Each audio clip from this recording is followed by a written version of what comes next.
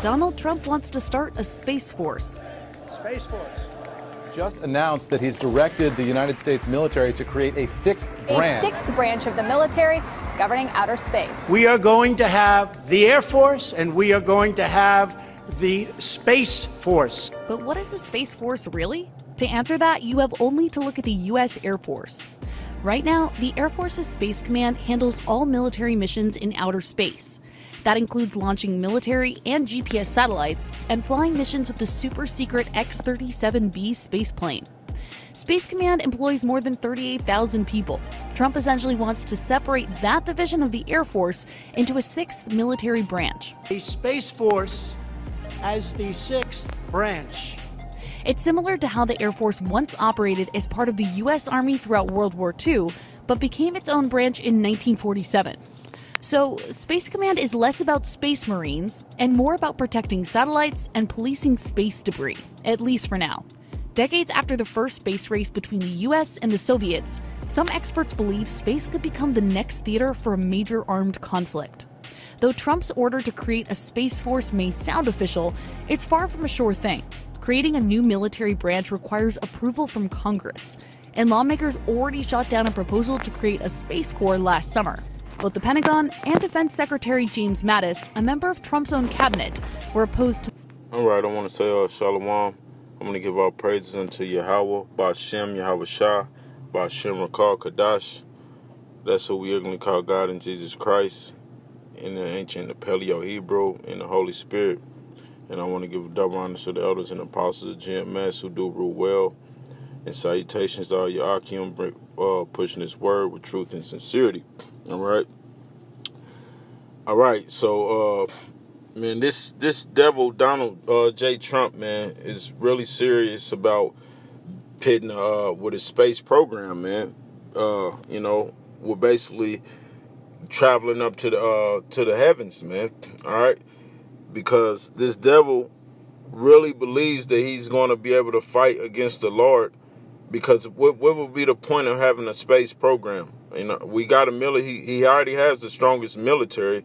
What would be the point of him having a space program? Because he ultimately know that the Lord is going to make his second coming.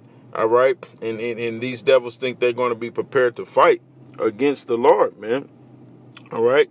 So I will go on. This is Obadiah 1 and 1 and I started 2. It says, "Behold, I have made thee small among the heathen." All right, thou art greatly despised, in which this devil is. He's being made small among the heathen because out of all the heathen, he's the worst. He's worse than all the heathens. He's on a low scale. All right, and it says, "The pride of thine heart have deceived thee," right? Which these devils are very prideful, man. They just had Gay Pride Month this month, all right? So they proud Americans. So the pride of their heart has deceived them, all right? And it says, "Thou that dwellest in the cliffs of the rocks, which they come from the Caucasus Mountains." So this is referring to that. And it says, "Whose habitation is high, that saith in his heart, who shall bring me down to the ground?" And that's what this devil is saying by trying to have a space force. All right, who should bring me down to the ground? Like the Lord can't take him out of rulership and destroy him. All right, like he's going to fight against the Lord. Like not even the Lord should bring me down. That's basically what he's saying, because he's a pride devil. All right, by thinking he's going to have a space program. All right, verse 4 says, "Though thou exalt thyself as an eagle, and though thou set thy nest among the stars, thence will I bring thee down, saith the Lord Yahweh." So this is Bible prophecy, man. All right, them trying to set their nest among the stars. The Yahweh Ba'Shem Yahweh Shah is about to bring this devil down. All right, these are signs to let you know what time that we in. All right, and it says, "Though thou exaltest thyself as the eagle." All right, so what happened to the first time they went to the moon? Supposedly, it says the eagle has landed. All right, so these are all traits of Esau and the things that he was going to be doing in a latter time, man. And you see these prophecies is being fulfilled, man. This is all Bible prophecy, okay? But it ultimately goes into that war in heaven, all right? This is what this is all about, right? This is Revelations 2, Revelations 12 and 7. It says, and there was war in heaven, all right? So this is what this is talking about, what Donald Trump is preparing to do, man, all right? It says Michael and his angels fought against the dragon, and the dragon fought in his angels, all right? So that dragon goes into the rulership of you Edomites, man, all right? That red dragon, that's what the scriptures use to describe you, man, that red dragon. And it says because they're red, you know, because they're not white, they're red. All right, the Bible depicts and describes them as being red. Verse 8, it says, and prevailed not. All right, so no matter how much strong their military is or whatever defenses they put in outer space, they're not going to prevail against the Lord. And that's what this devil is trying to do. All right, and it says, neither was their place found any more in heaven. Right, because once the Lord destroyed them, they're going to serve 1,000 years. Well, their armies is going to be destroyed, period. But the elite of you devils, all right, that's going to be hiding under the rocks and in your underground bunkers, all right, is going into 1,000-year slavery, man. All right, and your offspring after that. Then after 1,000 years, you're going to be destroyed. Okay, but this space program basically goes into that war in heaven, man. Right? Verse 9, it says, and the great dragon was cast out, that old serpent called the devil and Satan, which deceiveth the whole world. All right, so that lets you know that these devils, these Edomites are devils. All right, they always been the opposition. All right, that dragon, that serpent. All right, Satan. It's referring to you Edomites, man, because who deceived the whole world? You Edomites, you deceived the whole world by putting your face up as being the Most High and His Son, all right? By giving us a white depiction of so-called Jesus Christ, which his true name is Yahushua, man. All right? That's how you deceive the whole world, man. All right? Let me just get some more scriptures to touch on that war in heaven. All right. It says,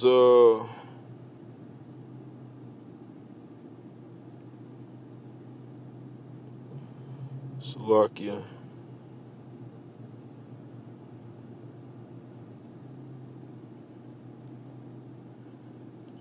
Right.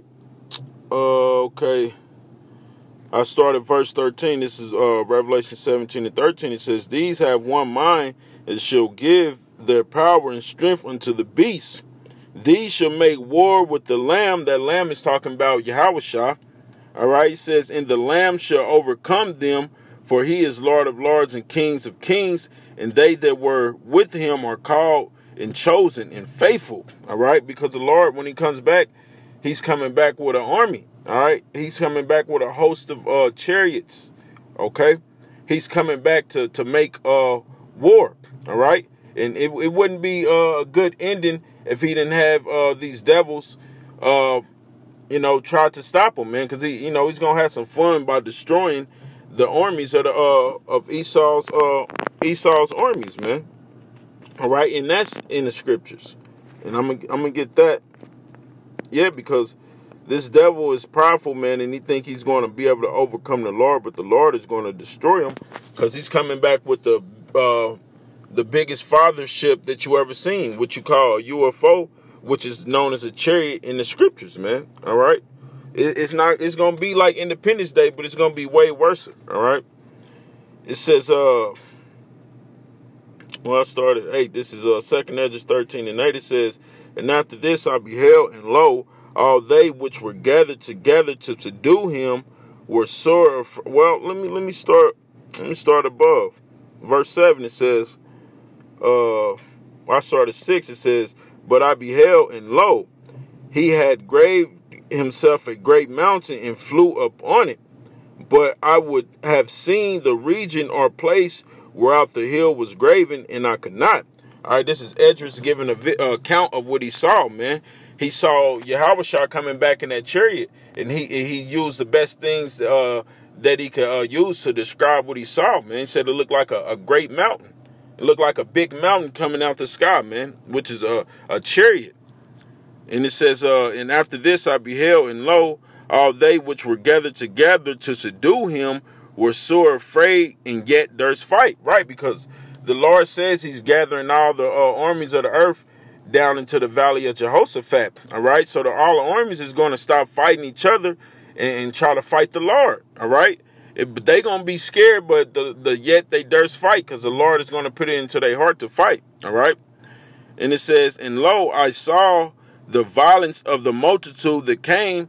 He neither lifted up his hand, nor held sword, nor any instrument of war. But only I saw that he sent out of his mouth as it had been a blast of fire, and out of his lips a flaming breath, and out of his tongue he cast out sparks and tempests. Right, because he cast out sparks and tempests, because that's going to be that concentrated heat that comes from them chariots, man. It's going to destroy Esau and his army, man. So your space programs, your militaries is not going to be able to fight against the Lord, man. And this is going to happen to all the armies of the earth when the Lord makes his second coming. All right, verse 11, it says, and they were all mixed together, the blast of fire, the flaming breath, and the great tempest, and fell with violence upon the multitude which was prepared to fight, and burned them up every one, so that upon a sudden of an innumerable multitude nothing was to be perceived, but only dust and smell of smoke. And when I saw this, I was afraid. All right, because they just gonna be ash, man. That blast is gonna come out of that chariot is gonna be worse than a nuclear blast, man. It's gonna be worse than any weapons Esau got in his military, man. The Lord is gonna destroy all of them. All right, and this was a vision that the Lord gave to the prophet Esdras, and when he saw this, man, he was afraid. All right, because hey, man, can you imagine in the ancient world seeing a vision of that end time prophecy, and you just be like, damn. You know, the Lord is so powerful. He's powerful with his glory. All right. And you're going to be like, you're going to be afraid. Like, damn, you know, and that's what Esdras basically was. Esdras was like, woe is me. All right. So with that, I'm going to close out. Give our praises unto Yahweh, Ba'ashem, Yahweh Shah, Ba'ashem, Rakar Kadash, and Shalom to all you Hakim pushing this word with truth and sincerity. Shalom.